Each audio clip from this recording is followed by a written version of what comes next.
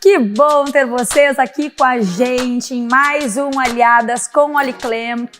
Mas eu lamento informar que esse programa vai acabar. Mentira! Hoje é 1º de abril. É óbvio que não vai acabar, nós continuaremos aliadas pra sempre. É bem assim, né? O 1º de abril a gente gosta de passar uma mentirinha, mas tem pessoas que mentem compulsivamente. E é pra falar sobre a mitomania que hoje eu estou com a psicóloga Samantha Sá para nos explicar como é que pode isso, né? Ter pessoas que realmente mentem porque não conseguem parar, Samantha. Não conseguem parar com esse comportamento, né? Por isso uma compulsão. Mas a gente pode pensar que existem diferentes tipos de mitômanos, ou também chamado de pseudologia fantástica. É menos ruim do que dizer mentirosos compulsivos.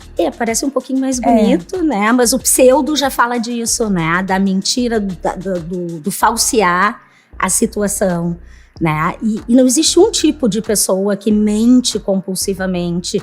Então, penso assim, super importante que a gente possa avaliar e ver de fato o que está motivando isso, se está associado, que é uma possibilidade, a um transtorno da personalidade ou não. Então, assim, não dá para generalizar, né? O mitomaníaco. Bom, de quem a gente está falando, né? E como é que é na prática? Como é que isso acontece? A pessoa simplesmente sai inventando história? Caiu meu brinco, gente. Isso acontece, inclusive no Aliadas. Ele não caiu, ele se jogou. E eu vou aproveitar e vou dar uma dica para quem está nos assistindo. Trocar um pouquinho de assunto, porque somos aliadas, eu vou dar uma dica sensacional. Quando cair a sua taxinha, não tente pegar a taxinha. Olhe para o chão e identifique onde ela foi parar antes de qualquer outra coisa. Aí depois você vai lá e pega a taxinha. Nunca mais perdi taxinhas, essa é verdade? É verdade, eu não tô mentindo. Samantha, então, enquanto eu não ponho mais o meu brinco que vai cair, retomando, né? Como é que essas pessoas, elas simplesmente saem falando loucamente? Não. Né? Eu acho que é importante a gente pensar quando isso começou, porque não é de uma hora para outra. Então é muito comum que possa começar na infância ou na adolescência. Não é algo que assim a pessoa de uma hora para outra sai mentindo compulsivamente. E ela também não nasce com um gene da mentira. Não. Existe... Que bom, né? Isso já é uma boa coisa. Tem algum gatilho durante a sua vida que acaba acionando essa necessidade? E talvez não um gatilho, né, Ali? Mas assim, uma série de vivências ou situações que vão acontecendo. E aí a gente pode falar bem como uma questão assim da organização, da estruturação da personalidade. E isso passa a ser uma característica, um traço que pode se tornar, como a gente diz, patológico, né? No sentido de trazer prejuízo, sofrimento, de ser algo compulsivo, porque mentir, todo mundo mente em algum momento. Sim, a mentirinha branca, aquela, né?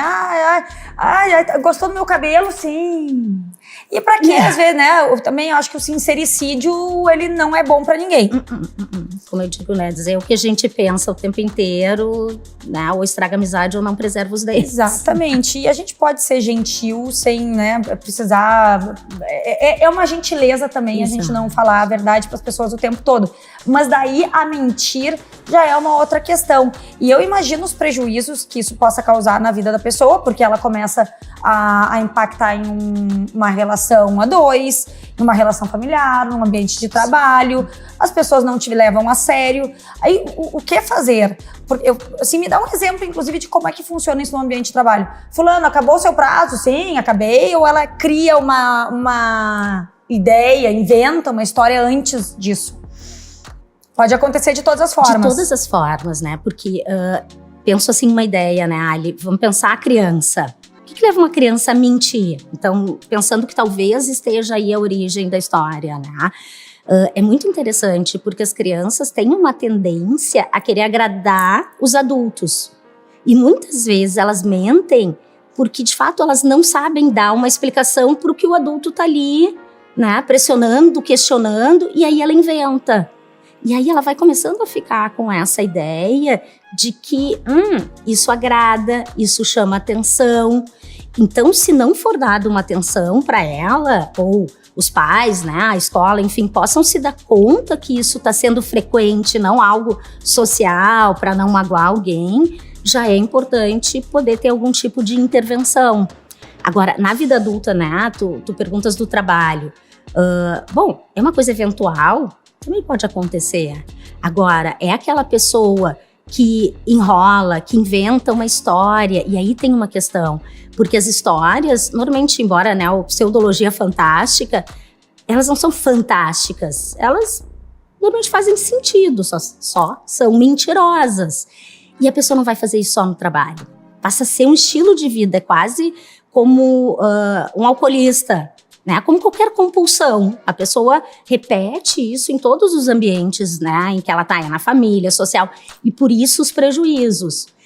A pessoa tem consciência que ela está mentindo? Tem, mas ela não sabe, na maioria das vezes, por que ela mente. É quase assim... Se não precisa ter, não é por medo, de repente, de uma reação ou para conquistar um determinado resultado. Ela simplesmente mente.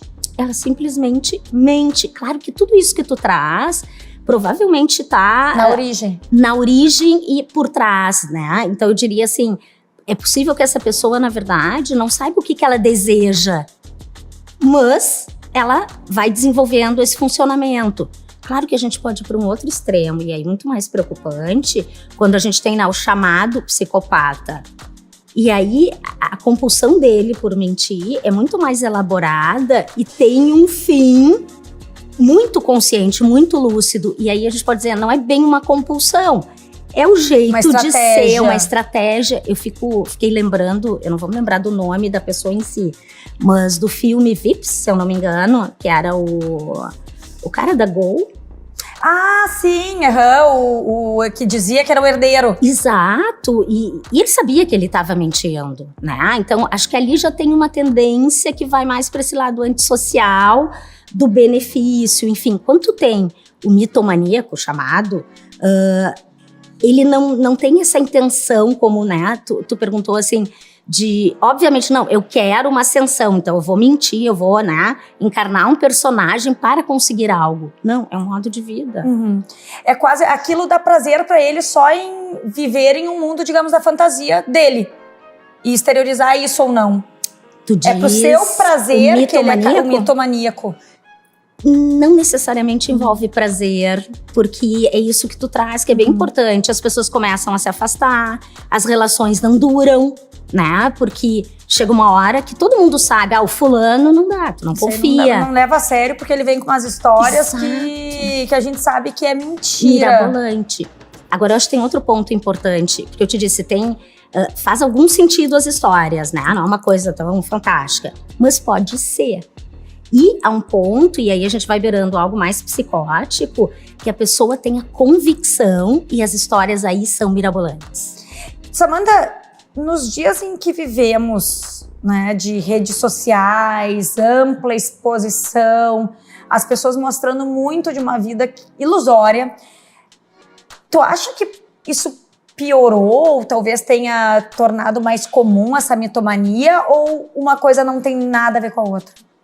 Não, acho que a gente não pode dizer que não tem nada a ver com a outra, né? Porque eu acho que essa é uma realidade posta, né? Assim, no sentido, até fazer um trocadilho, né? Com as postagens, mas enfim.